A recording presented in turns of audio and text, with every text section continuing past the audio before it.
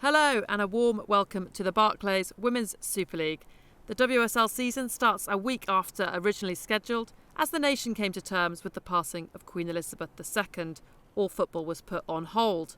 The women's game had their chance to pay tribute and a minute's silence was respectfully observed across all the matches.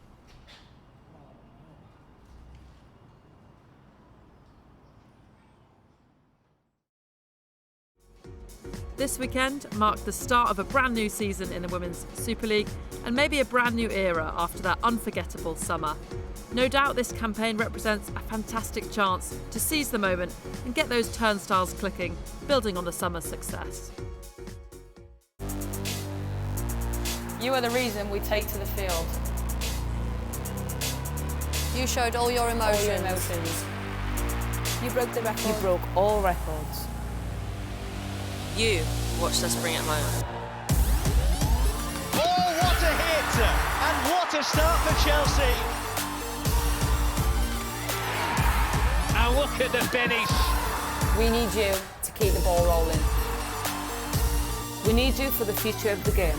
Cool as you like from Vivian Miedema. You can follow in our footsteps. Here is Leslie Rousseau. What a fine goal. You can change women's football forever. Well, that's incredible. Your club needs you. And the title is surely now Chelsea's.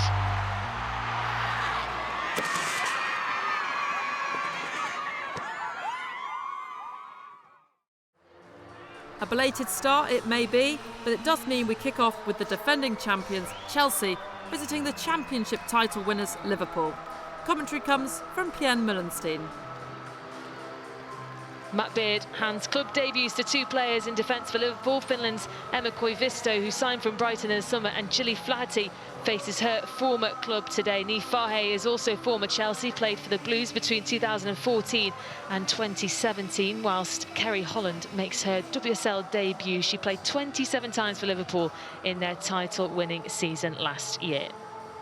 As for Chelsea then, this is the team Emma Hayes puts out for their opening match of the WSL. Khadija Buchanan included in Chelsea's starting team this afternoon, making her Women's Super League and Chelsea debut. Fran Kirby also features, having missed much of the second half of the season due to illness. And last season's top Women's Super League goalscorer, Sam Kerr, starts up front. There has been a late change in the Chelsea starting 11. Sophie Ingle replaces Pernilla Harder.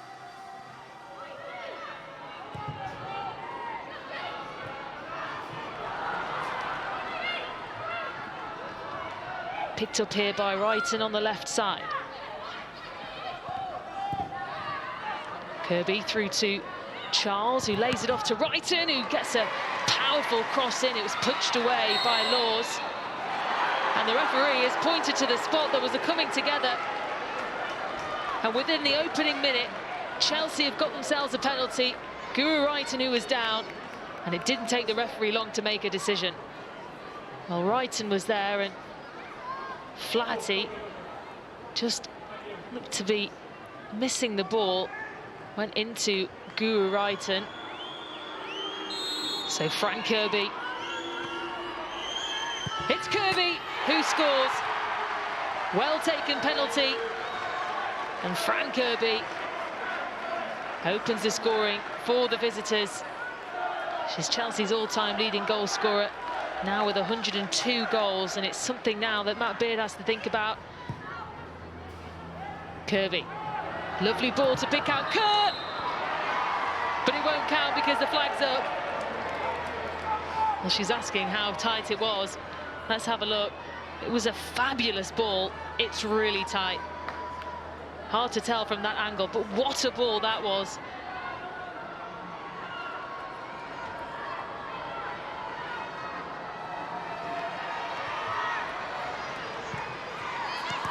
Ball bundled all the way through. They're looking for a handball, and it's a penalty. This time it goes to the home side. Millie Bright can't quite believe it. She's asking what she's meant to do in that situation. Flaherty, who conceded the penalty in the first minute of this game, might have just won her side a penalty as the ball reaches the hand of Millie Bright, and it will be Katie Stengel for Liverpool.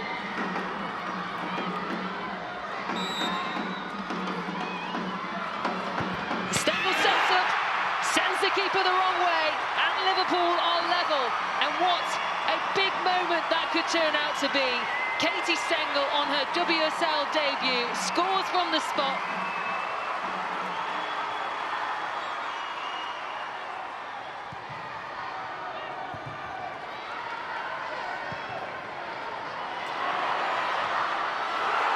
This could be Liverpool in here with Stengel, who could keep on going one-on-one with the keeper. Can she get the shot away? She can't. It's another penalty. Buchanan went in to try and stop Stengel. Well, it was a really pacey run. Did she get the ball, Buchanan? Well, she definitely took Stengel out in the process. It's hard to tell if she got a touch to the ball, but it will be Stengel who will try and score here. Stengel again, and it's 2-1 to Liverpool. And against the odds, Liverpool take the lead. 2 penalties from Katie Stengel, and Liverpool are up front.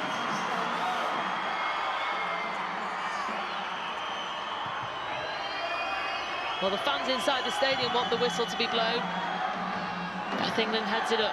Sanko is there, looking to make her way through. There's a block of red shirts in the way, and that's it, they've done it! Newly promoted Liverpool have beaten the reigning champions Chelsea on their return to the big time. Katie Stengel with 2 goals scored from the spot. The full-time score, Liverpool 2, Chelsea 1.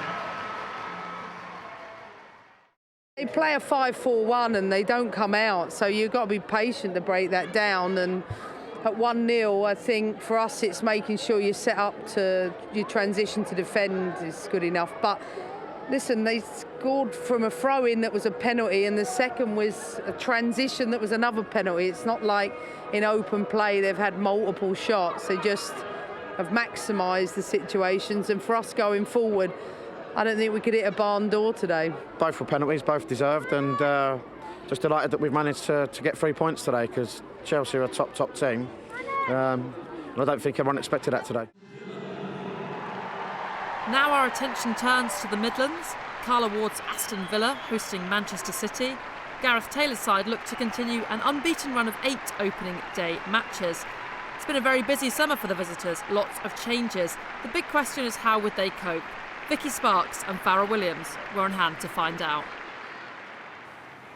So, European champion Rachel Daly does make her Aston Villa debut. She excelled at left-back for England over the summer, but will lead the line here. Manchester United loanee Kirsty Hansen, France midfielder Kenza Dali and Everton wide player Danielle Turner also make their bows for Villa, who are missing several key players through injury and name a very youthful bench.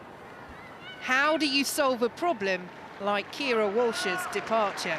That's the key question for City, who move Leia Alexandri up into midfield. Captain Steph Houghton is recalled in one of 4 changes from the side that were knocked out of the Champions League qualifying stages again by Real Madrid last month. Stokes, Coombs and Angledal also return. England's Wembley heroine Chloe Kelly offers the threat on the right, but so many familiar names, the likes of Stanway, Weir, Bronze, have departed for pastures new. I think what's evident for Manchester City, what they're missing is that we're so used to the width of Hemp and Chloe Kelly, and they normally have Caroline Weir and Stanway making those midfield runs between the striker and the wide player. Alexandri dispossessed, here come Aston Villa, and Aston Villa take the lead! Alicia Lehmann getting the better of Ellie Roebuck. Manchester City have tried to play out, Villa have set a trap and they've just pinched it in midfield, and Lehmann's gone with the ball, taken the ball, and fantastic finish, hard and low into the bottom corner. She's got them off to the perfect start. Half an hour gone. Aston Villa, who have never taken as much as a point off Manchester City in the WSL, still with a 1-goal advantage. Daly's making the run in the centre. Morgan's header behind for the corner. They're causing a few problems down this left-hand side, so down Manchester City's right. Darley delivers. City away. Charged down by Villa, and Daly will curl. What a goal! The Stars signing off the mark for Aston Villa. She can score goals for sure, and she's proved that. Again, it's another fantastic delivery. Whipped in under the keeper, put into a danger area. The head is not cleared far enough, and you can just see Rach Daly on the half turn, wraps it to the far post. Well, this is a challenge as well, when you've spent the whole pre-season with Alexandria and Greenwood as your centre-half pairing, and then suddenly you're moving one of those up into the midfield. A lot of change having to happen last minute for Manchester City after Walsh's departure. Nice move here. Very good save by Hampton, but it's not enough. The power on the shot takes it in, and Manchester City have a goal back just before half-time. Hannah Hampton's gifted Manchester City a goal here. I mean, it's a good pass. Shaw does really well to just hold up the defender and spinner. Coombsy here, we mentioned, joining in and taking a shot from the edge of the box, but this should be a comfortable save. Manchester City will see that as a gift just before the half. Perfect time for them to score.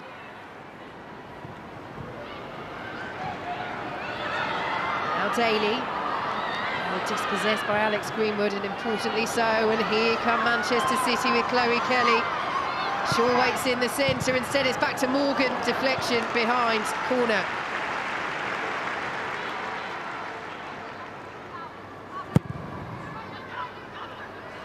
Corner for City, danger is there, and danger is converted. This time, Khadija Shaw finds the back of the net, and Manchester City are providing that answer to the pressure that his side have been under. It's a really good header into the bottom corner, just directing it towards goal. Aston Villa will be disappointed with their defending there. Manchester City under so much scrutiny coming into this match, under so much pressure at 2-0 down, have found a way to respond, and perhaps, Farah, we are getting answers about the character of this side. They've certainly shown character. They're coming forward again, Coombs! 3-2 City!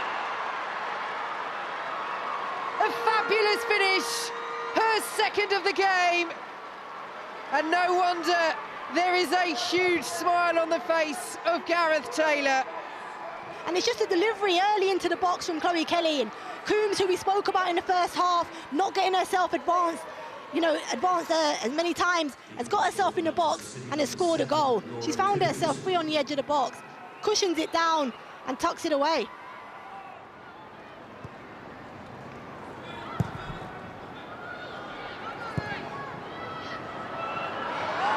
Giving the ball away, they're looking to find a level of deflection and in! Kenza Darley with the drive, and Manchester City undone once more. What a match we have at Villa Park. It was a poor ball into midfield from Steph Houghton. Darley just pounces onto it, and it's a fantastic strike, deflected off Alex Greenwood and away from the goal, and Roebuck has no chance. Well, it's on target, it will be her goal. What a debut she's had, Kenza Darley. Villa look to advance once more through the Manchester City half. Darley. Good run on the overlap, and it's spilled by Roebuck, and Aston Villa are back in front. Rachel Daly with her second of the match. What a debut this is turning into for her. And they've been done on the counter-attack here. Pacheco's found Rach Daly right down the middle. You can see Darley joining and starting to drive. But the run here, as she drives infield, just a little slide pass down the outside, the keeper fumbles it, and Rach Daly's there to pounce, and that's what strikers do. And Rachel Daly said for a long time she's a goal scorer, and she shows that here. She's the person that is ready to pounce on the keeper. Now or never for Manchester City. Has to go forwards. And that's it! WSL history for Aston Villa. For For the first time, they take points off Manchester City in this competition, and they do it in style with all three. It finishes at Villa Park. Aston Villa 4, Manchester City 3. It's a tough start. It's not the start we wanted, but you know, we've been in tough positions before and we fight back and roll our sleeves up, get back to work and go again next week. The girls were sensational today, and I think the thing that pleased me the most was the resilience when we went behind. The message was clear: we want you to be brave and try and go again, and they did. All week what we've said to them is be brave, be front-footed, be aggressive, and they've done that today. Next up, a sold-out Meadow Park, where Hope Powell's Brighton sought to end a sorry run against the Gunners. 8 WSL defeats from 8 played. Would our commentator Ben Andrews witness a reversal of fortune for the Seagulls?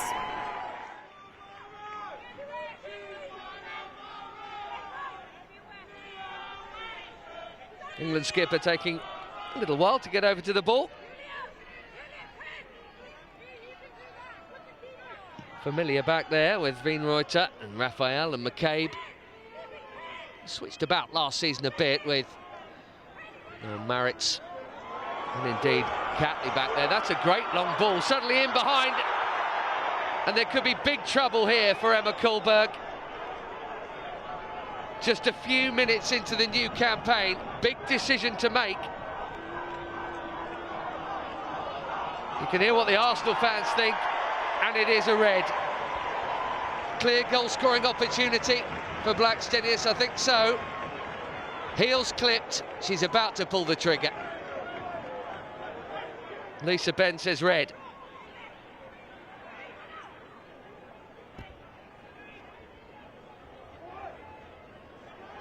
Strong that from forward, Blackstenius in the middle, Miedemar as well, and Kim Little, who scores! Classy finish, and the first goal of the new campaign is Arsenal's, with one of their oldest favourites on the end of it, Kim Little. Beautiful use of body shape. Williamson with plenty of time. Flip round the corner by Mead for Blackstenius, tight angle, no bother, she's hammered it in, and Arsenal have their breathing room. Early in the second half, of course it's a Beth Mead assist, it always is. Great finish.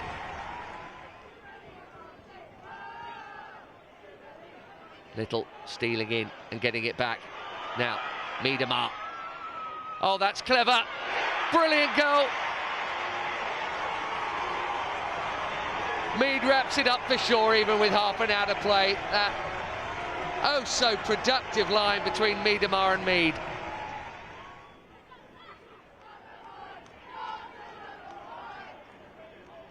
Hurtic flip round the corner once more.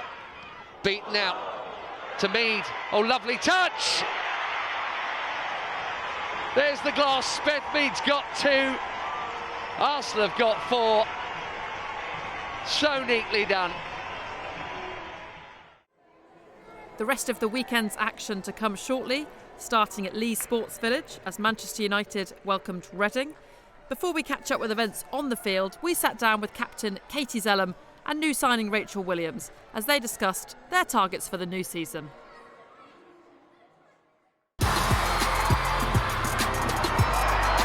Rousseau! Oh, it's superb!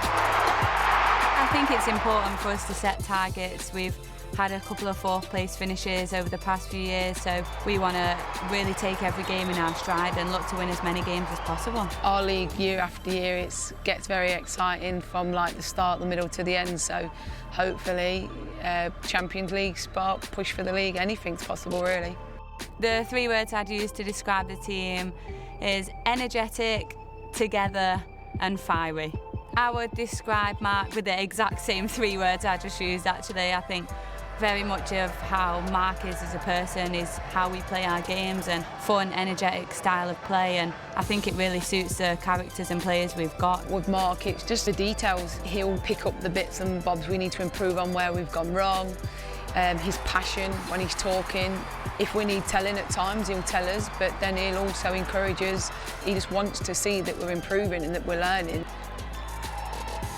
The girls did amazing, not just the England girls, but every single player that competed in the Euros really added to the tournament. And obviously we've got 4 of our own here and we couldn't be more proud of them, but we want to take the energy and attraction that was around the Euros to the WSL. We're not in a fight of come and watch us because we're better at this or, you know, we're better at that. It's just literally, it's so much enjoyment, the way we play, everything we give on the pitch, kids now looking up to us. And if you come out and you support us and you watch us, I think you'll have a real good day and it'll change your mind. So give it a try and come and watch us.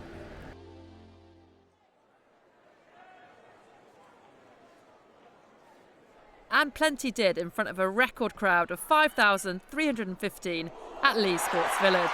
And they didn't have long to wait for the opening goal. Summer recruit Maya Letizia with the breakthrough after just 4 minutes. The hosts continued to assert their dominance and were rewarded moments later when Euros winner Alessia Russo was brought down by Grace Maloney. Captain Katie Zellum stepping up to score in her 100th appearance for the club.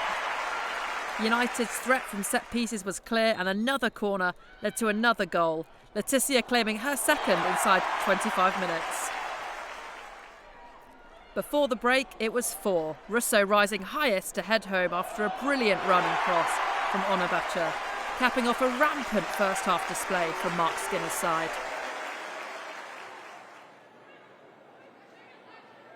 Tottenham completed a league double over the Foxes last season, but it was the hosts who had the better of the opening exchanges. That was until Ashley Neville's lofted strike broke the deadlock on the 35th minute. Suddenly, Rhiann Skinner's side were in full control, and when Drew Spence found space after a short free kick, her shot gave Spurs a 2-0 lead on the brink of half-time. Spence's afternoon took a turn for the worse 13 minutes after the restart, when she turned a corner into her own net, but the visitors weathered a late storm to leave with all 3 points. Everton had lost on each of their last 4 trips to London and found themselves trailing to West Ham on the stroke of half-time. Scotland international Lisa Evans with the finish after the Toffees failed to clear the corner. Everton, under their highly regarded new manager, Brian Sorensen, had the better of possession but struggled to create any clear-cut chances. The Hammers holding on for a hard-fought victory. Confirmation of the results from the opening weekend, and Beth Mead scored twice as Arsenal began their campaign with a dominant win against Brighton. Manchester United comfortably beat Reading in front of a record crowd at Leigh Sports Village. Villa won a 7-goal thriller against Manchester City, their first ever win over the Blues. 2 first-half goals were enough for Tottenham to make a winning start to the new season. West Ham opened their campaign with a hard-fought victory over Everton, and Chelsea's title defence got off to the worst possible start with defeat to newly promoted Liverpool. After the first set of Barclay's Women's Super League fixtures, this is how the table now looks. Arsenal and United lead the way on goal difference, while Chelsea and City sit mid-table after their surprise opening weekend defeats, with Brighton and Reading bottom having both lost 4-0. That's it from the opening weekend of the Barclays Women's Super League. Join us next time for continued coverage of what promises to be the biggest and most exciting season yet.